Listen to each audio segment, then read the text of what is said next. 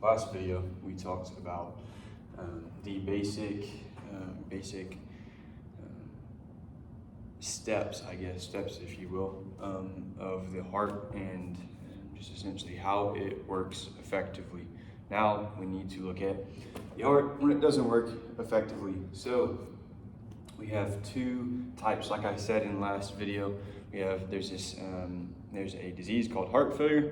Super bad, because remember, our heart is used to get oxygen to our body. So if we're not getting oxygen to our body, to our systems, our organs, we are not adequately perfusing the body with oxygen, then we have something called heart failure. There are two types we need to look at. We have heart failure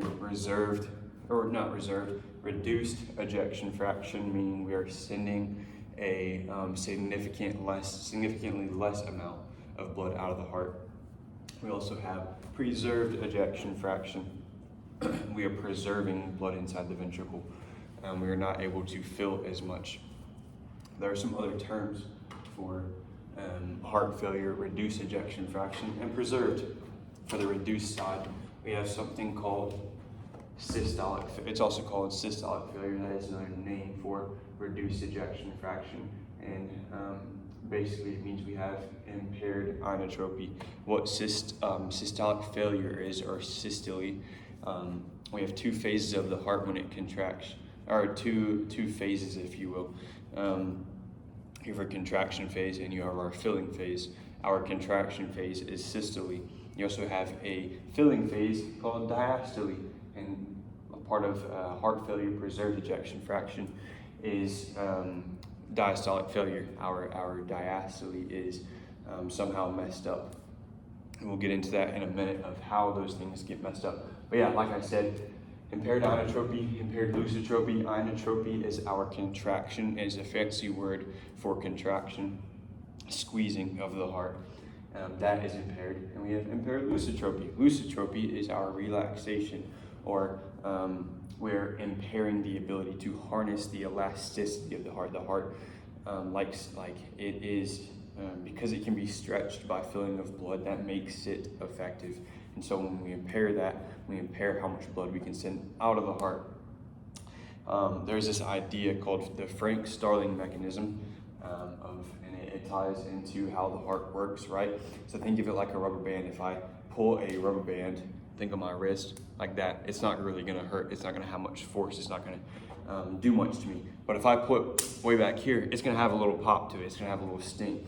That is exactly how the heart works, right? The heart acts like a rubber band. The greater the stretch, the greater the greater the squeeze. However, that can be very bad, and we will get into that. So, like I said, we're going to look at heart failure, reduced ejection fraction first. How this occurs is usually through three main causes. We live in America, so these are very common ideas, right? We love eating. We can't stop eating high fat content. So our main cause living in America is going to be coronary artery disease.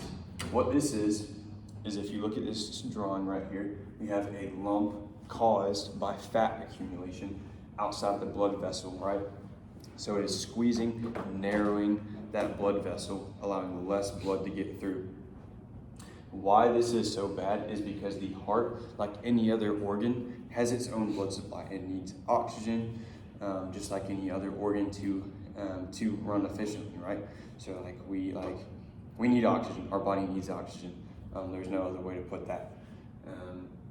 So when we limit how much oxygen we are getting to the heart, a heart begins to look like this. Imagine the red being an effective, a healthy, working heart. Our black is dead cells. Cell death has occurred from lack of oxygen getting to the heart. And there are other causes of cell death, but our main one is going to be lack of oxygen caused by coronary artery disease, causing us to then go ischemic. Ischemia is lack of oxygen, which then leads into myocardial infarction. There are a number of causes that can cause this infection. There are multiple things that can cause myocyte death or cell death inside the heart. Myocardial infarction is usually going to be caused by ischemia, which is caused by coronary artery disease lack of oxygen. Ischemia, lack of oxygen. Myocardial infarction is cell death. And you begin to look like this. That is very bad. We do not want that to happen. Now, we need to look at compensation. So, inside of our heart, we use two systems called the sympathetic and the parasympathetic system. If you've ever gone on a roller coaster or exercised, or really any time your heart rate has been up from some sort of intense activity, that is your SNS firing. Your heart rate goes up, your contractility goes up, you do something called vasoconstriction. It's a fancy word for narrowing your blood vessels, allowing blood to get back to your heart quickly so you can get oxygen wherever it needs to be. Hey everybody. So that is a compensation of the heart is our SNS. We boost that system, increasing heart rate, right? From there, like I say, we're going to vasoconstrict. We're going to narrow down on those blood vessels, increasing our preload, right? So if we squeeze down on that, we're going to get more volume, if you will, more liquid, more blood coming back to the heart at a faster rate. It's like taking a hose and squeezing down on it some, and it comes out faster. It's not a slow and thick flow, if you will. It's more of a fast, right? It's got fast, it flows faster. So our SNS is we're going to vasoconstrict systemically, increasing blood return to our heart. There's some other things like abdominothoracic pump. If we're breathing more, we're constricting on those blood vessels, sending more blood back. If we're working out, we have our skeletal muscular pump, which is going to squeeze down those blood vessels, sending blood back. There's a number of things, but our main idea is that because we have reduced ejection fraction, our body is essentially going to kill itself by increasing SNS, which then is going to increase preload. Now, we need to look at what happens whenever we increase preload. So, if we increase preload, we increase our filling, like I said earlier. We're talking about the Frank-Starling mechanism. The greater the stretch, the greater the squeeze. That is great for a little while until we have a normal contractile unit. It looks something like this. And we pull these pieces away from this side. And it now looks like this. Right? That's not the best drawing, but you get the idea. Right? So we pull these myosin and actin away from each other. So if our heart kind of looks like this, it is now like this, and it can't grab. Myosin can no longer grab actin, allowing for an effective contraction. Why does this happen? Because of our SNS. This is our body killing itself as a negative compensation or adaptation to fix our main problem of cell death. We cannot address this because we have a blocked artery just over yonder, which is very not good. So we are trying to increase preload because we're trying to take advantage of the Frank-Starling mechanism, which will then hopefully fix this inotropy. By increasing this preload, we stretch the heart too much. We can no longer contract. There's a graph, I don't have it up here, but is a graph of the Frank-Starling mechanism and how it works. We see a downshift because we cannot increase stroke volume because we eventually fall off. Our left ventricular end diastolic volume drops off because we're increasing preload too much. What your body tries to do is something called dilated cardiomyopathy, is where we line these contractile units, increasing how much we can fill. And once again, this is just not good because then you have a flaccid left ventricle that is kind of doing this instead of an effective squeeze. So that is heart failure, reduced ejection fraction. Some basic things with how it happens is compensation. We also need to address heart failure, preserved ejection fraction. Like I talked about earlier, this is diastolic failure. Our filling phase is somehow impaired, and there are two main causes of it. There's a very main, or an actual main cause, especially in America. It is heavily prevalent. And from this diastolic failure, we have impaired lusitropy somehow. Remember, our relaxation is somehow impaired. We cannot harness the relaxation of the heart. Now, we need to look at HFpEF. Its causes. Our main cause is going to be hypertension. Hypertension is when, right, so inside of our blood vessels, we have a certain amount of blood pressure. There's a certain amount of pressure that is built up inside of all throughout our body, throughout our blood vessels. And this is caused by how hard our heart contracts. And then there are some other factors that can increase that. There's a lot of factors actually. Usually hypertension's causes are not always known. But if hypertension gets too high, that is bad news bears, because hypertension creates a back pressure on our heart.